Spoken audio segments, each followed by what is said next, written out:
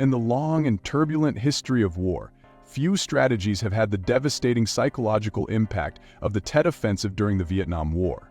It was a moment that changed the course of one of the most controversial conflicts in modern history, a single cunningly orchestrated campaign that exposed the fragility of America's mission, undermined public confidence, and shattered the illusion of an inevitable U.S. victory. Devised by the North Vietnamese, the Tet Offensive was more than a military maneuver. It was a masterstroke of psychological and political warfare, designed to outmaneuver the United States not on the battlefield, but in the minds of its soldiers, leaders, and citizens. As the 1960s wore on, the Vietnam War had become a grinding and deeply unpopular conflict. U.S. involvement had escalated dramatically after 1965, with hundreds of thousands of American troops deployed to support the South Vietnamese government against the communist forces of North Vietnam and their Viet Cong allies.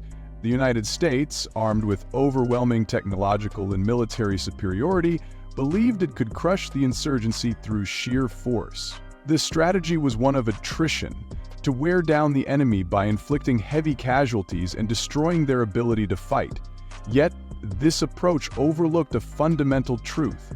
North Vietnam's strength was not in its numbers or weaponry, but in its unyielding willpower and its understanding of the political dynamics that fueled the war.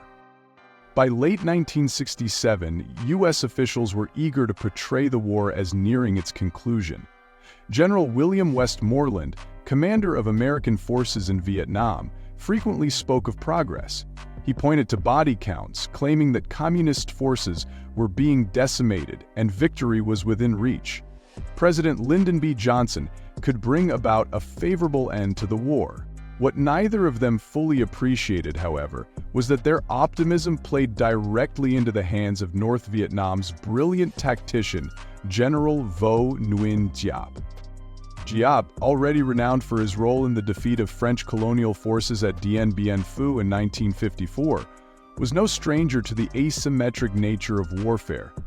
He understood that North Vietnam could never match the United States in conventional battles. Instead, Giap sought to win the war by attacking the Americans where they were most vulnerable, their confidence and public support. His plan was audacious, complex, and devastatingly effective. The Tet Offensive, named after the Vietnamese Lunar New Year, was launched on January 30, 1968. Traditionally a time of truce and celebration, Tet seemed an unlikely moment for a major offensive. This was precisely the point. Giap knew that U.S. forces and their South Vietnamese allies would not anticipate such an attack, and he exploited this to devastating effect. Coordinated strikes erupted across more than 100 locations, including major cities, provincial capitals, and even the U.S. Embassy in Saigon. The scope of the offensive was staggering.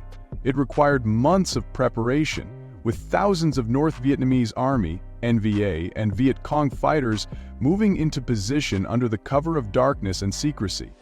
When the attacks began, they overwhelmed South Vietnamese defenses, catching U.S. forces off guard.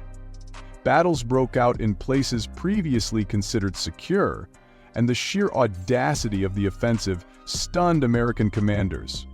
The attack on the U.S. Embassy in Saigon was particularly symbolic.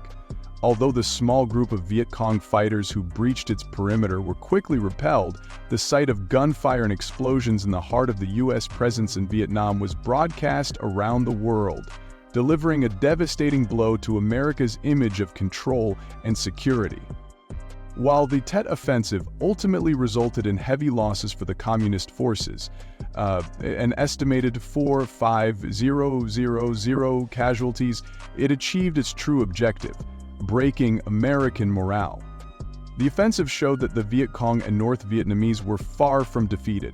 In fact, they were capable of striking anywhere, at any time. For years, American leaders had assured the public that the war was being won, that the enemy was weakening, and that U.S. superiority would prevail. Tet exposed these claims as hollow. The carefully constructed narrative of progress collapsed in an instant, leaving both the military and the public disillusioned. In the United States, the psychological impact of the Tet Offensive was profound. television played a critical role in shaping public perception. Images of fierce urban battles, burning cities, and wounded civilians filled the airwaves. For the first time, Americans saw the brutal realities of a war that had previously been described in sanitized terms. Journalists who had once repeated the optimistic statements of military officials began to question the validity of those claims. Walter Cronkite, one of the nation's most trusted news anchors, famously declared after visiting Vietnam that the war appeared unwinnable. His words echoed across the country, fueling anti-war sentiment and deepening the divide between the government and the public. On the ground, the impact on U.S. troops was equally significant. Soldiers who had endured years of jungle warfare were demoralized by the realization that their efforts had not brought them closer to victory. They saw the Tet Offensive not as a setback, but as a signal that the war was far from over.